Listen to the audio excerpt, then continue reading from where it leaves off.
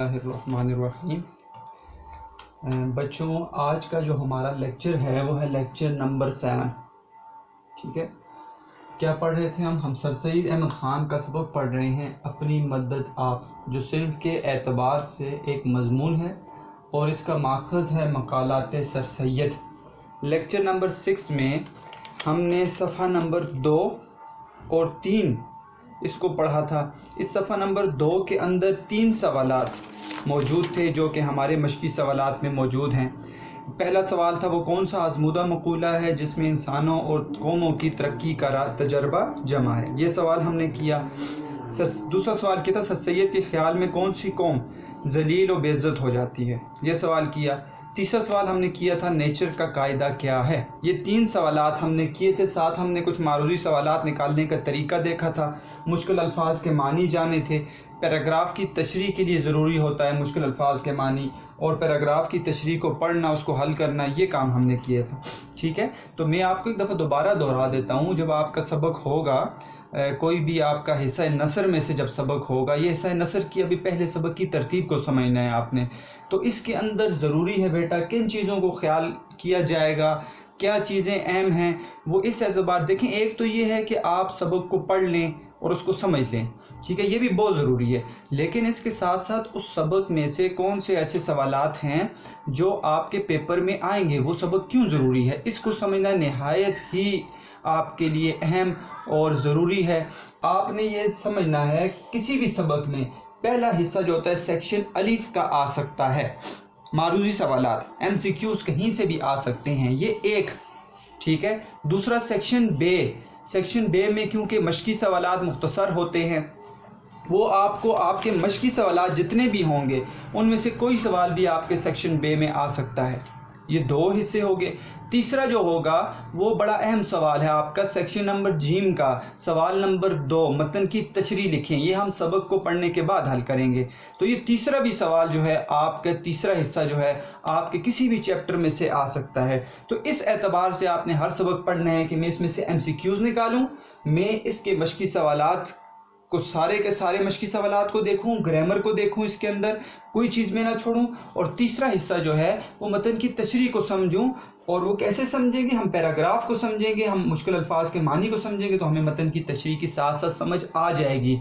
और मतन की तशरीह और सियाक़ो सबाक़ बेटा सवालात से ज़्यादातर हल हो जाता है। अगर वो सवालात ज़्यादा हैं सबक के अंदर और वो आपके पूरे सबक को अहाता किए हुए हैं और सारे के सारे सवालात मौजूद हैं, जैसे कि आपके इस सबक में ज़्यादा सवाल मौजूद हैं। इस सबक में आप देखेंगे तो 10 सवालात तो आपके छोटे सवालात हैं, फिर मरकज़ी ख़्याल है, ख़ुलासा है और जो है मतन की तशरीह है।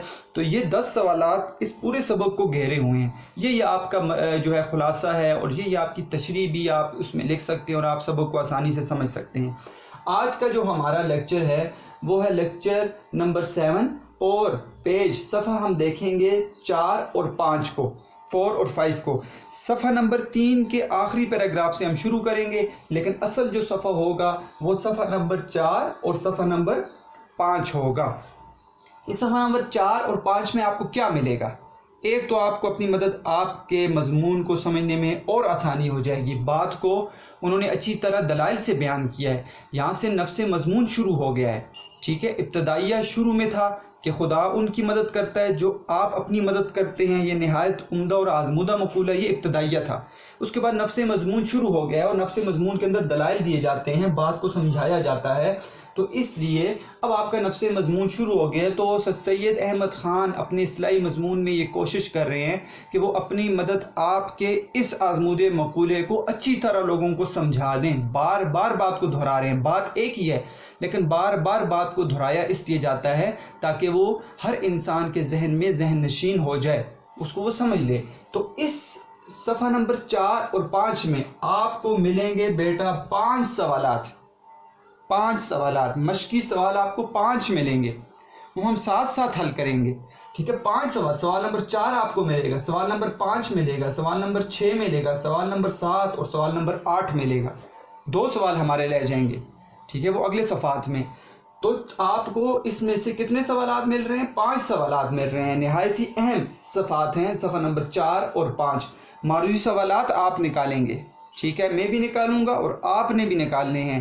آپ نے اپنے ہائی لائٹر سے اپنی کتاب کے اوپر ہائی لائٹ کرنا ہے، اور اپنی کاپی میں نے آپ کو بتایا ہے جیسے آپ بہت اچھا ہوم ورک کر رہے ہیں، بہت ہی محنت کر رہے ہیں بچے، اور مجھے ہوم ورک بھیج رہے ہیں بہت ہی زبردست، یعنی پریزنٹیشن کے اس لیکچر کو بھی فالو کیا. بعض اسٹوڈنٹس نے جو نئے آئے ہیں انہوں نے بڑی اچھی پریزنٹیشن شو کی اور بتایا کہ واقعی وہ گھر بیٹھے ہوئے لیکچرز کو سن رہے ہیں اور محنت کر رہے ہیں. بہت اچھی بات ہے. معروضی سوالات نکال رہے ہیں.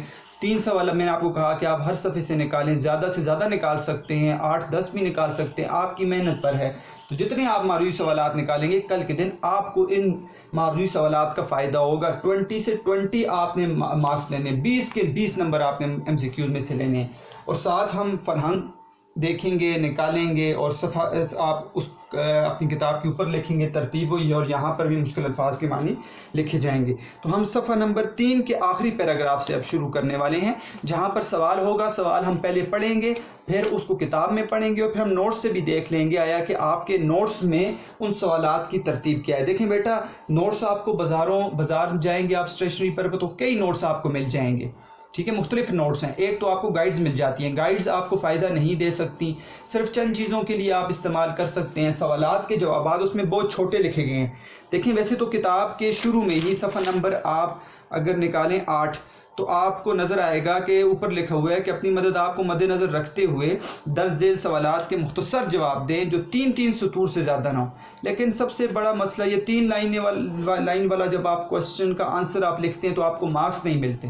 تو مارکس نکالنے کے لیے اردو میں ہمیں ہیڈنگز بنانی پڑتی ہیں، ہمیں سوال کو اچھا کرنا پڑتا ہے، یہ مجبوری ہے اعتبار بورڈ کے اندر. تو آپ کو اچھی ہیڈنگ بنانی ہے، آپ کو آپ اچھا شعر لکھیں آخر میں، اور اچھے طریقے سے آپ جو ہے سوال کو بیان کریں جیسے کہ میں بتا رہا ہوں آپ کو. ٹھیک ہے، اس کے علاوہ آپ کو آپ کی کالج کے نوٹس مل رہے ہیں. ٹھیک ہے، وہ بھی بہت اچھے، اس میں 2-3 نوٹس ہیں، لیکن آپ کوشش کریں جو آپ کے اپنے کالج کے نوٹس ہیں ان کو فالو کریں، کیونکہ بیٹا اس کے علاوہ بھی ہیڈنگز بن سکتی ہیں.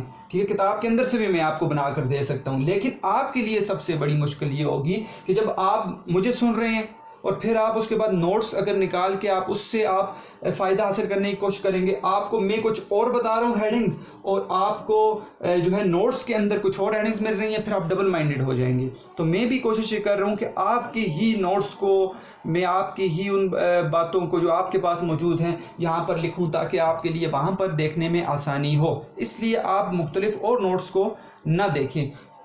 نوٹ سارے اساتذہ نے اچھے بنائے ہیں، بڑے اچھی محنت کر کے بنائے ہیں، لیکن فائدہ آپ کے لیے ہوگا. آپ 2 نوٹس کو دیکھیں گے تو پھر ہیڈنگز آپ کے لیے یاد کرنا مشکل ہو جائیں گی. مثال کے طور پر ایک سوال ہے اور اس میں آپ کو کچھ اور ہیڈنگز مل رہی ہیں اور کسی اور نوٹس میں کچھ اور ہیڈنگز مل رہی ہیں، تو آپ کے لیے یہ مسئلہ ہوگا. تو اس لیے کوشش کریں کہ انہی ہیڈنگز کو جو آپ کے نوٹس کے اندر ہیں ان کو یاد کریں اور ان کو ہی آپ لکھیں. ٹھیک ہے، ان کو ہی سمجھیں. تو ہم صفحہ نمبر 3 کے آخر سے ہم پڑھ رہے تھے. یہاں سے اب کتاب میں دیکھیں بیٹا کہ تمام تجربوں سے ثابت ہوا ہے کہ کسی ملک کی خوبی و عمدگی اور قدر و منزلت کس کو کہتے ہیں؟ عزت کو. ٹھیک ہے، قدر عزت کو کہتے ہیں، بنسبت وہاں کی گورنمنٹ کے عمدہ ہونے کے زیادہ تر اس ملک کی رعایا کے چال چلن، ان کی اخلاق و عادات، تہذیب و شائستگی بھی تہذیب کو کہتے ہیں. مہذب ہونا، اچھا ہونا کسی قوم پر منحصر ہے. ٹھیک ہے، انحصار کرتی ہے. کیا مطلب ہوا کہ کتنے بھی تجربے کیے ہیں، سر سید احمد خان کہتے ہیں کتنے بھی تجربے ہوئے ہیں، تو کسی بھی ملک کی خوبی جو ہے اس کی رعایا سے ہوتی ہے، اس کی چال چلن سے ہوتی ہے، اس کی اخلاق و عادات سے ہوتی ہے، نہ کہ وہاں کی گورنمنٹ کے اچھے ہونے سے. میں نے آپ کو بتا دیا گورنمنٹ اچھی ہوگی تو اس پہ کیا فائدہ ہوگا؟ ایک فائدہ تو یہ ہوگا کہ آپ آزادی سے کوئی کام کر سکتے ہیں، لیکن وہ رعایا کو ٹھیک نہیں کر سکتی. رعایا جب تک خود اچھی نہیں ہوگی تب تک گورنمنٹ اچھی بھی ہو جائے تو ملک ترقی نہیں کر سکتا. کیونکہ قوم بتا رہے ہیں وجہ، یہ دیکھیں یہ دلیل بیان کر رہے ہیں قوم کو کیوں کہا ہے قوم اچھی ہو. ٹھیک ہے، گورنمنٹ بھی تو اچھی ہو تو فائدہ ہو سکتا ہے، لیکن سر سید احمد خان کہتے ہیں نہیں، دلیل بتا رہے ہیں قوم شخصی حالتوں کا مجموعہ ہے. اس کو سمجھنا ہے. شخصی حالت کیا ہوتی ہے بیٹا؟ ہر شخص کی اپنی حالت، آپ کیا کر رہے ہیں. ٹھیک ہے، دوسرا شخص ہے تو اس کی اپنی حالت کیا ہوتی ہے. تو قوم ساری کی ساری کس کا مجموعہ ہے؟ شخصی حالتوں کا. ہر شخص کو دیکھا جائے گا. ٹھیک ہے، ہر قوم کے باشندے کو دیکھا جائے گا. ٹھیک ہے، کہ وہ کیا کر رہا ہے، کیونکہ قوم شخصی حالتوں کا مجموعہ ہے، ہر شخص کی حالت کا مجموعہ ہے. اور ایک قوم کی تہذیب در حقیقت ان مردوں، عورتوں اور بچوں کی شخصی ترقی ہے کہ وہ جو لوگ وہاں پر موجود ہیں کسی بھی قوم کے، جیسے پاکستان ہے تو پاکستانی ہم قوم ہیں، تو ہر شخص کی محنت، اس کے مرد وہاں پر رہنے والے، عورت، بچوں کی شخصی ترقی، اگر وہ خود محنت کریں گے تو ہر ایک کے اعتبار سے قوم آگے بڑھے گی. ہر شخص کی اپنی حالت کو دیکھا جائے گا، ٹھیک ہے، جس سے وہ قوم بنی ہے، تو قوم جو ہے ہر شخص کی اپنی شخصی حالت سے مل کر بنتی ہے، ٹھیک ہے. اس کا مطلب یہ ہوا قوم سے جو ہے اصل چیز ہے، نہ کہ گورنمنٹ اصل چیز ہے. یہاں سے آگے بیٹا جو ہے آپ کا سوال نمبر 4 شروع ہو جاتا ہے. سوال نمبر 4 خلاصے میں بھی میں نے حل کیا تھا، آپ کو بتایا تھا، ٹھیک ہے. سوال نمبر 4، پہلے سوال نمبر 4 پڑھتے ہیں اور پھر سوال نمبر 5 بھی پڑھتے ہیں، پھر اس کے ساتھ سوال نمبر 6 بھی پڑھتے ہیں. کیوں؟ یہ جو پیراگراف آپ پڑھنے جا رہے ہیں بیٹا، یہ اس میں تینوں کے تینوں سوال موجود ہیں، ٹھیک ہے. یہ قومی ترقی مجموعہ ہے، یہاں سے لے کر نیچے حالتوں کو ترقی نہ دی جاوے، ٹھیک ہے، یہاں تک 3 سوال موجود ہیں آپ کے، اور ان تینوں کے جوابات ہم دیکھتے ہیں، ان کی ہیڈنگز کو دیکھتے ہیں. سوال نمبر 4 کیا ہے؟ سوال نمبر 4 ہے قومی ترقی کن خوبیوں کا مجموعہ ہے.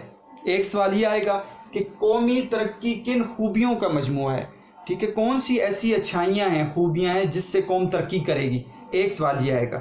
دوسرا، قومی تنزلی کن برائیوں کا مجموعہ ہے. اس کے الٹ ہے کہ قوم کس وجہ سے گر جاتی ہے، تنزلی کا شکار ہوتی ہے، کون سی ایسی چیزیں ہیں، ٹھیک ہے، جن کو جمع کیا جائے، مجموعہ جمع کیا جائے تو وہ قوم جو ہے